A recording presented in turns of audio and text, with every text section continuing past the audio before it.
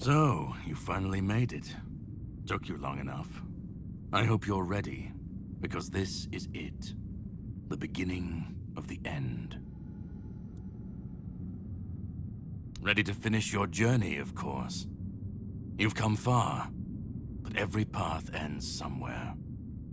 Yours ends here, in the heart of it all. Philosophically, not you specifically, but someone like you. Literally. Yes, and I was getting quite bored with the wait. This is the Charred Conclave, a graveyard for druids, burned alive as scapegoats for the Red Death. It's a reminder of what happens when people fear what they don't understand.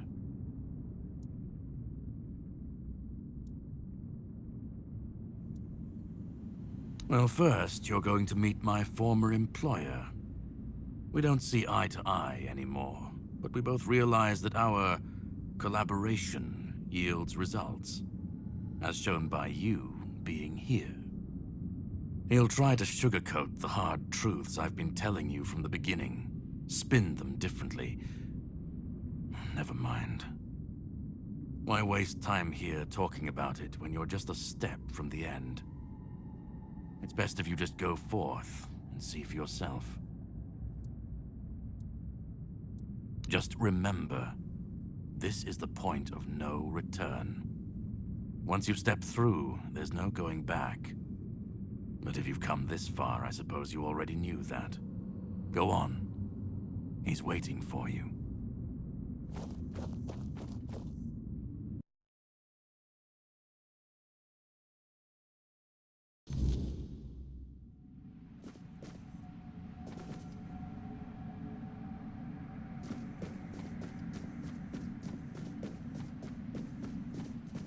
At last we meet. I've heard much about you. Your choices, your determination. Caradoc isn't easily impressed, but he was impressed with you. Few dare to seek the truth buried in Avalon shadows. Fewer still make it this far. I was the first. Caradoc followed when my brethren burned and the tear opened. And now, here you are. A truly rare and joyful occasion. Oh, forgive my lack of manners. I am Orin, the last apprentice of Merlin, and the last archdruid of Avalon. I've carried the weight of this land's secrets longer than I care to admit. But names mean little. What matters is the task before us. Oh, precisely the opposite of what Caradoc wants. I want you to help me resurrect King Arthur. Properly this time.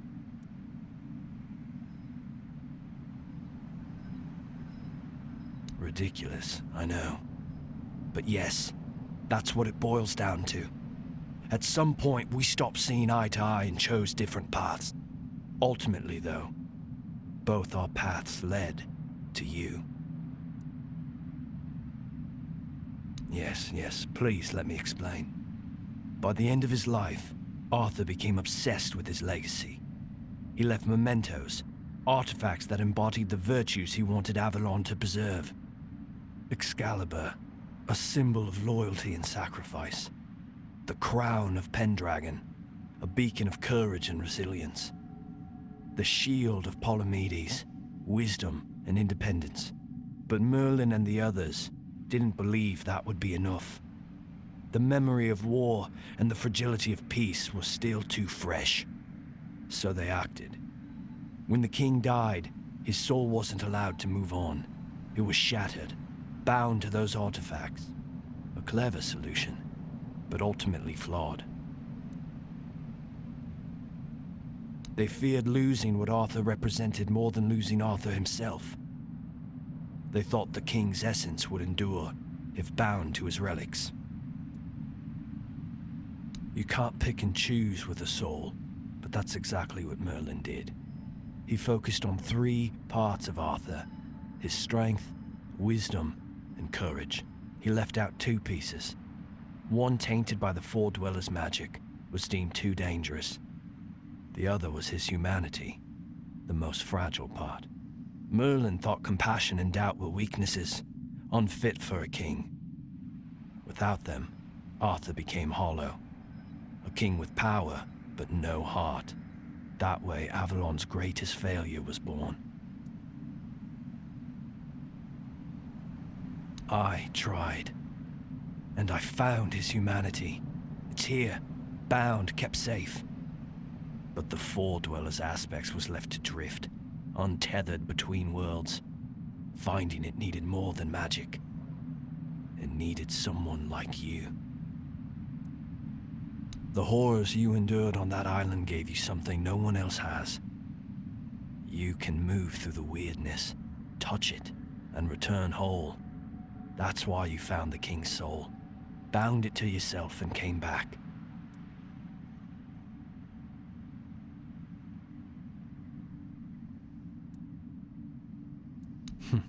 You flatter me. No, I couldn't have predicted all of that. I merely nudged the Red Church in the right direction, and asked Caradoc to assist where I couldn't. I can see you're still doubting me. I want to bring back our king, whole and complete. I want him to lead again and safeguard Avalon's future. It won't. This time, Arthur will be whole. A king must be more than power. He must be human. That balance is what will save Avalon. Because I've seen what happens without him. Weirdness preys on the weak, and the people are too divided to stand against it alone. Arthur is their only hope.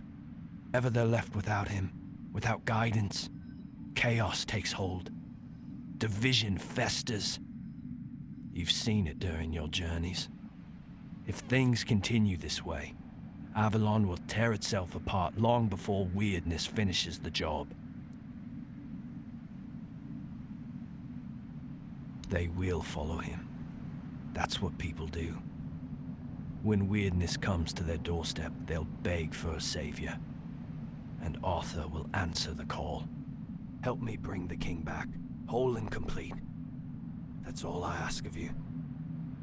Now you need to go further. I made my case. Please keep in mind what I told you. This is the only way for Avalon to survive.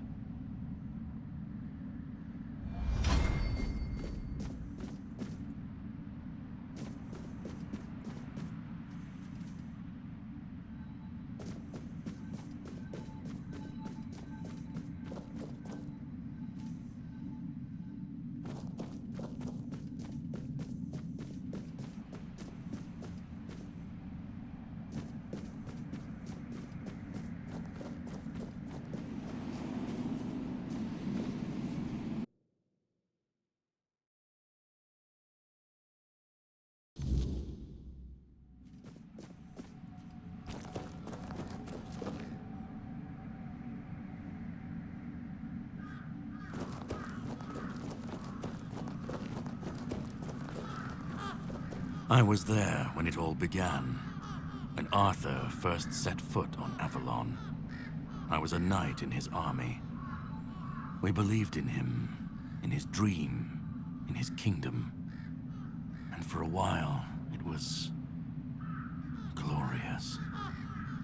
Every battle felt like a step closer to peace.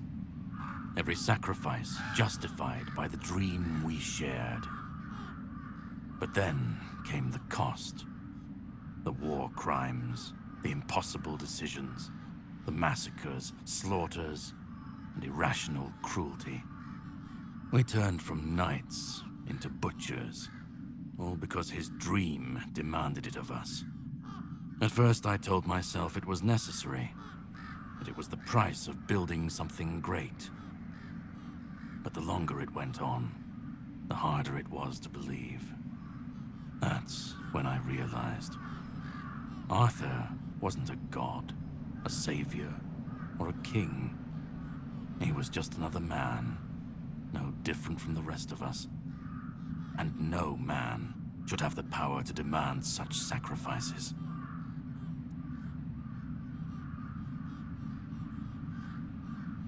Do you understand why I want it so much?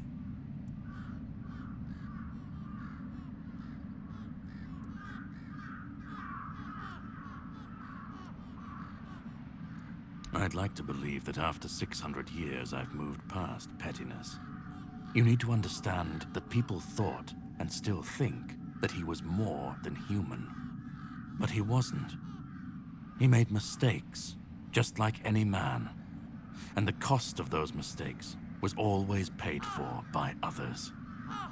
I've seen what happens when people cling to kings and myths. They wait, they follow, they waste their lives on promises that never meant anything.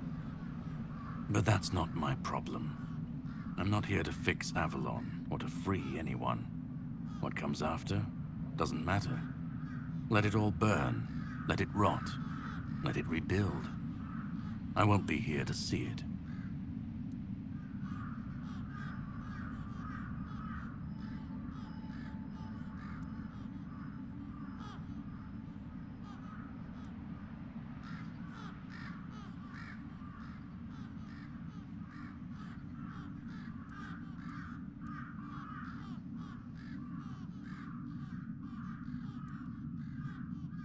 Then let it.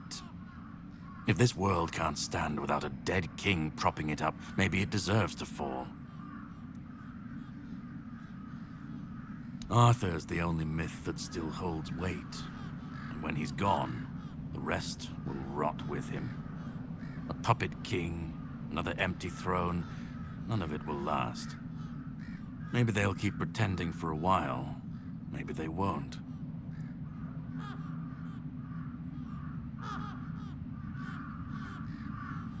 Let them stand, let them fall. It's not my concern. If the weirdness takes them, so be it. At least it won't be another king's failure. Another lie propping up a dying world. It'll just be what it is. Call it chaos, call it freedom, I don't care. Let them rise, let them fall. Let them tear each other apart. I just want to watch it all come down.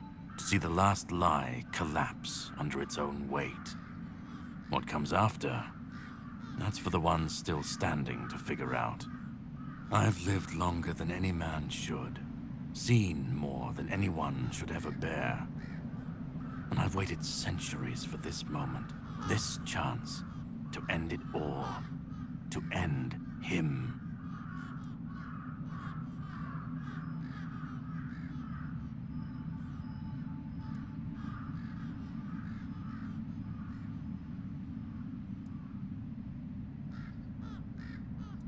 Orin's a druid. That's what they do. They believe. They believe in myths, in symbols, and some of them believe in saving Avalon. I don't believe it's my decision to make. Not Orin's, not Arthur's, not mine. I've watched this cycle turn too many times. I have no stake in what comes after. Only in making sure this nightmare finally ends. We were fools to tamper with forces we didn't understand. Resurrecting Arthur, infusing him with powers of the weirdness. We didn't just bend the natural laws, we shattered them. Such violations of nature's order cannot go unanswered. The bill comes due, sooner or later. Always. This cannot be allowed to continue. Listen, it's taken longer than I ever imagined, but now, here we are. You've done what no one else could, what even I couldn't do. You've brought Arthur's soul back together, almost complete, but not quite. And because of you, I can finally finish what I started centuries ago. So, thank you for bringing us to this moment. You're close now. Just one more step. The last fragment of Arthur's soul is waiting for you. Complete what you came here for. And then, we'll meet again. As allies, or as enemies. That's up to you. Go. Find the last piece, and let's end this. Whatever comes next, I'll be ready. I hope you will be too.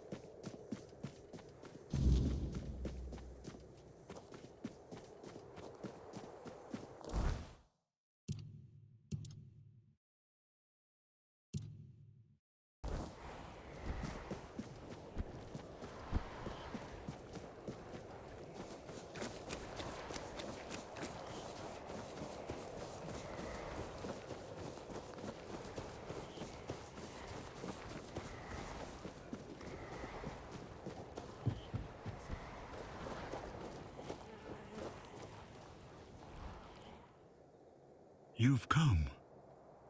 The one who carries what's left of me. Please, don't come any closer. Don't force me to think about coming back again. Just let me finally die. Because I've had enough. Enough of being torn apart and stitched back together. Enough of being used, shaped, and forced to be something I'm not. Do you know what it is like to be a king of nothing? To see the people you swore to protect suffer because of your choices? Or worse, in your name. I've seen towns burnt to the ground, families destroyed, all because someone thought it would serve the greater good. And they called it loyalty. They called it justice. I've been dragged through every dream, every lie they've built around me. And I'm tired. Tired of the weight, of the expectations, of all of it.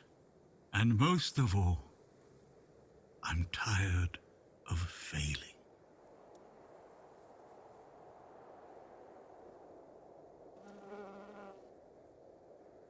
Orin wants a king, not me. He doesn't see the broken man behind the myth. He sees a symbol, a weapon to wield against the weirdness. But symbols aren't people. They're empty. And the more they're used, the more they hollow out the one who carries them. That's all I've ever been to Orin and the Druids. Do you know what it's like to be a weapon? To be forged, sharpened, and thrown at every problem? I want release. I want to stop being a tool in their endless struggle. Kill me. Destroy the last piece of me and use the energy however you wish. Take it yourself and become the new king. Give it to someone else. I don't care. Just don't let me come back again. He thinks ending me will free Avalon. But what then? Without an idea, a light to guide them, they'll stumble, lose their way, and turn on each other. People always seek something to follow, something to believe in. Take that away, and they'll tear each other apart trying to find it. Or worse, build something even crueler in its place. Let me die. Not as Arthur, not as the king, just as a simple, normal human being.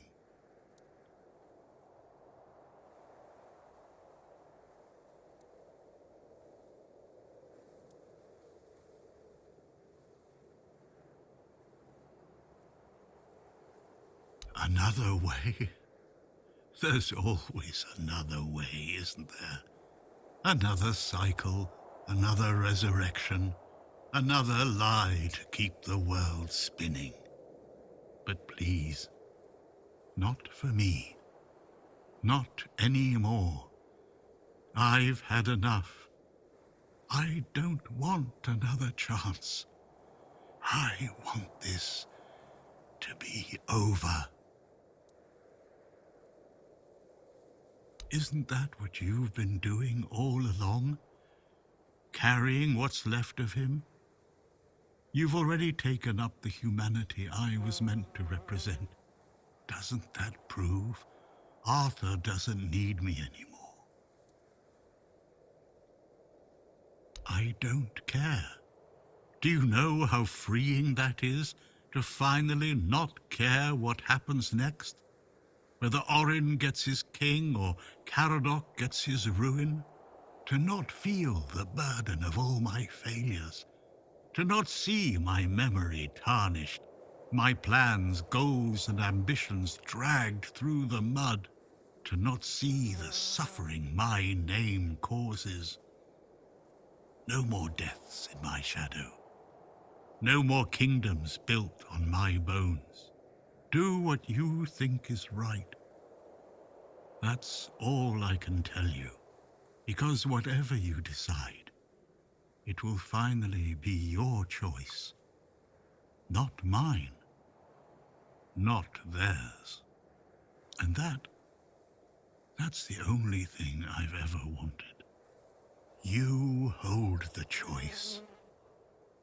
I don't care who you side with, Orin, Caradoc, or no one at all. You have all of my soul. Use it. Take it for yourself. Or give it to someone else. I don't even want to know. Do what you will with it. Just let me go. Let me finally rest. Let me die. Please.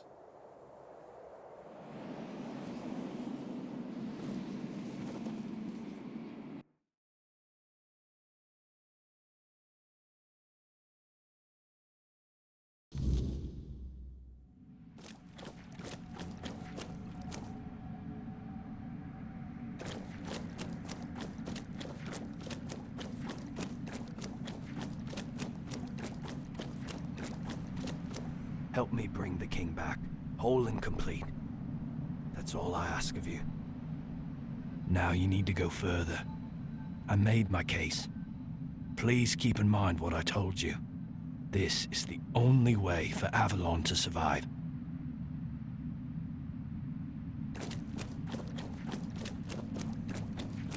Go on. He's waiting for you.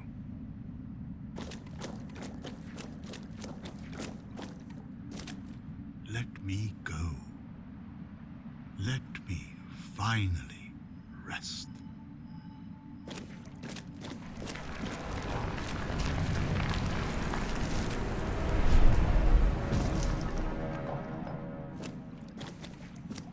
You carried a dying king across the bones of a dying world.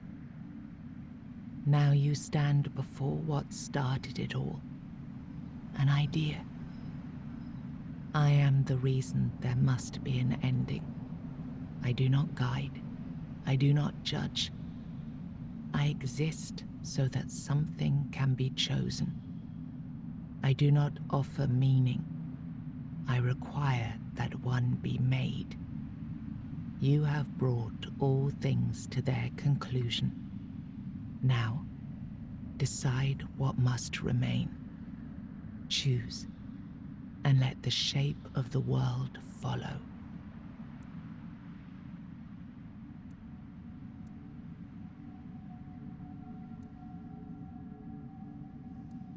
You will shape the world to become its witness. You will vanish into the story you chose to restore. You will break the frame, and what follows will not remember you. You will be seen. You will be followed. You will be blamed. Then the idea shall endure, unquestioned, repeated, secured by return. I begged you not to do this. I begged you.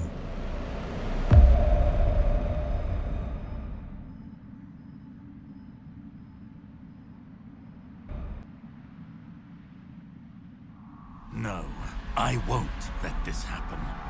Not again.